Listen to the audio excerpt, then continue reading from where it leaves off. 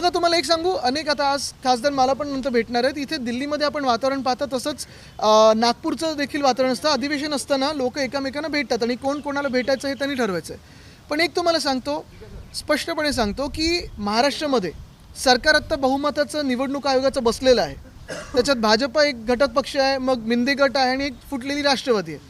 ह्या तिन्ही पक्षांनी फोडाफोडीच्या पुढे जाऊन, ठीक आहे तुम्ही जेवढा आमचा पक्ष फोडायचा ना फोडा, ज्यांना घ्यायचे भ्रष्ट असतील घ्या, ज्यांच्यावर डाग असतील, आम्ही बोलत नाही डाग अच्छे आहेत, भाजप बोलतं डाग अच्छे, पण घ्यायचं असेल घ्या.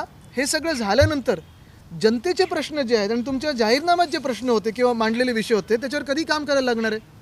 गेले तुम्ही 3 महिन्यातलं जे काही महाराष्ट्रातले चित्र आहे बघा, कशावरनं वाद चाललेत. पहिलं मुख्यमंत्री कोण होणार, त्याच्यावरनं 10-15 दिवस काढले होते. ती शपथविधी झाल्यानंतर विस्तार कधी होणार, त्याच्यात कोण मंत्री बनणार, जॅकेट कोणी शिवलेत कोणी नाही शिवले त्याच्यावरनं वाद होता.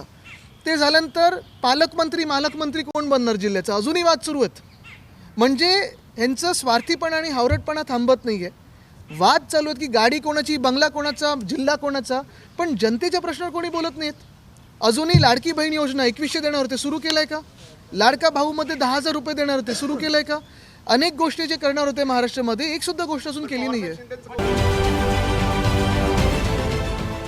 देश विदेशातील प्रत्येक घडामोडींचे लाईव्ह अपडेट मिळवण्यासाठी आता साम टीव्हीच्या सर्व सोशल मीडिया प्लॅटफॉर्मला लाईक, फॉलो आणि सबस्क्राईब करा.